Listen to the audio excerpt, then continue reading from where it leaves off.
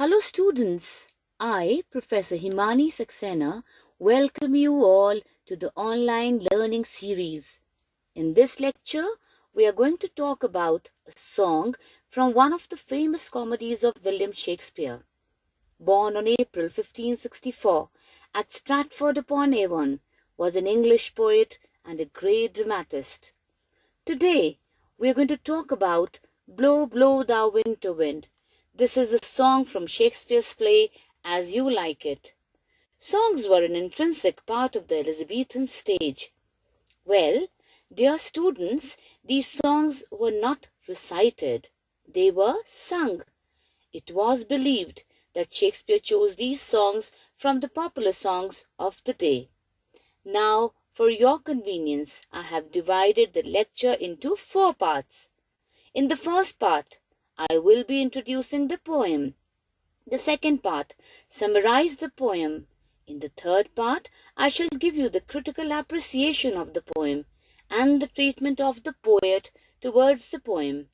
The fourth part will deal with different types of literary devices and characteristics. With that said, let's roll the intro. The poem entitled Blow, Blow Thou Winter Wind is actually a song sung by Amiens in the Shakespeare's play As You Like It. Amiens' character contributes very little to the play's action, but he sings 2 songs which help clarify the plot and key themes. Amiens is a lord who chose to follow Duke Senior, who was banished by his brother Frederick. In this song, Amiens comments on how human insolence and lack of appreciation is more bitter than the winter wind. The poem reflects the harm and misery those closest to us can inflict. At the beginning of the poem or the song, Amiens speaks of the bitter cold winter wind. The wind can be unkind and blow strong, but it isn't as cruel as human society. In the second half of the song, Amiens speaks of his friends and how they seem to have forgotten everything he had done for them in the past. And although the wind is bitter and could cause him to freeze, it's not as cutting as the behavior of his friends. Amiens warns us that friendship is a sham and that's only pretense, and that loving is for fools. The poet in the very beginning addresses the winter wind and says, Blow, blow thou winter wind, thou art not so unkind as man's ingratitude, that it can blow as much hard as it likes, because it's not so harsh and rude like man's nature of being ungrateful. The attack of the winter wind is not so sharp, because it's not visible, although it is bitingly cold. The poet asks the frosty sky to freeze because it won't cause him deep pain as caused by his friends who forget his favors instead of being thankful. The poet says that although the waters are frozen, they don't cause sharp pain like one caused by his friend, who doesn't even bother to remember him. Thus, the frozen faces of the world are more painful than the frozen waters. We should always be singing throughout the year like holly, an evergreen plant. The poet here says that friendship is only a pretense and loving is nothing but absurdity and foolery. He again tells that life is very wonderful and should be fully enjoyed. It's like a song and should be sung. Hey ho, sing, hey ho, unto the green holly. The poet here projects a harsh reality through his song. The celebrated poet Shakespeare is known for his wise words.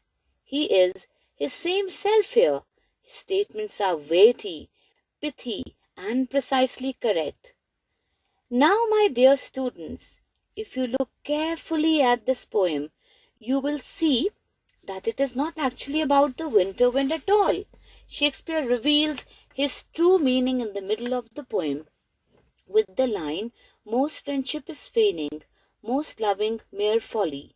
He is saying that people are often not true to their friends or loved ones, or their friendship or love is not real.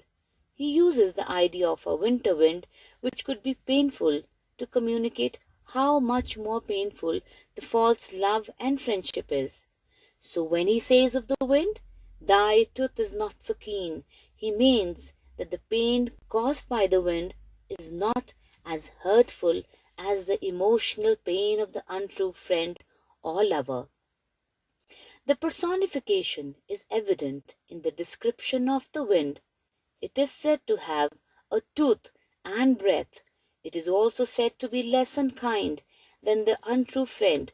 These are human attributes rather than aspects of the wind. He uses the wind as a contrast to an aspect of human life. Therefore, he needs to personify it.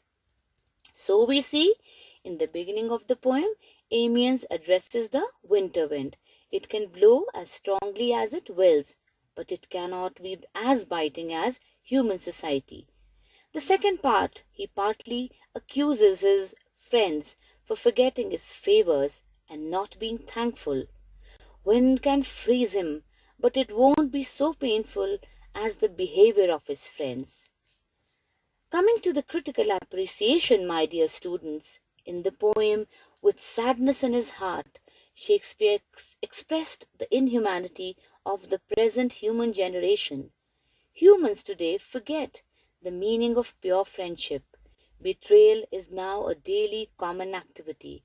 Friendship lost its meaning in true sense. In the poem, the poet, by comparing fake friendship with cold winter wind, presents this fact in a very, very beautiful manner. In most cases, human friendship and love are not at all honest, so they are not valuable. Honest and genuine friendship is difficult to find in human life. Warm friendship and love takes very little time to cool, as selfish motives reign in the minds of people. But nature is free from all human follies and vanities. So according to the poet, life in the forest of Arden is full of joy and happiness because it disconnects all its relation with the chaotic human world. The characteristics to be talked about is the lyrical quality in the poem in the form of music. The lines, "Hey ho, jolly and folly." The lyrical quality also comes from the use of alliteration, maybe in the use of long vowels and internal rhyme. The second thing which we see, my dear students, in the poem is the imagery. Shakespeare beautifully created that wintry scene when he talks about the bite being keen. You know, he creates a beautiful picture in the mind's eye. Shakespeare, my dear students, was a great master of poetry. He has used literary devices as a tool in his poetry. Assonance, repetition of vowel sounds. For example, most friendship is feigning, most loving mere folly. Apostrophe, calling somebody or something from afar. For example, blow, blow, thou winter wind, and freeze, freeze, thou bitter sky.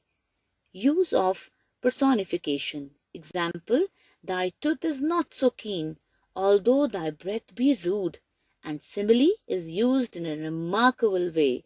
For example, thou art not so unkind as man's ingratitude, that does not bite so nigh as benefits forgot. So, in the end, we can say the message comes clear through this song, Blow, Blow, Thou Winter Wind. Whatever it does, it cannot be as bad as what Duke Jr. did to his brother, Duke Sr. Therefore, students, it is important to read the poem. What were the words important in the poem? What were the figures of speech in the poem? What was the tone in which man's ingratitude is being talked about in the poem? The poem concludes with the positive message that even if people aren't loyal, we should enjoy life as much as we can. And with this, we come to the end of the song, Blow, Blow the Winter Wind. Hope you enjoyed it. Thank you.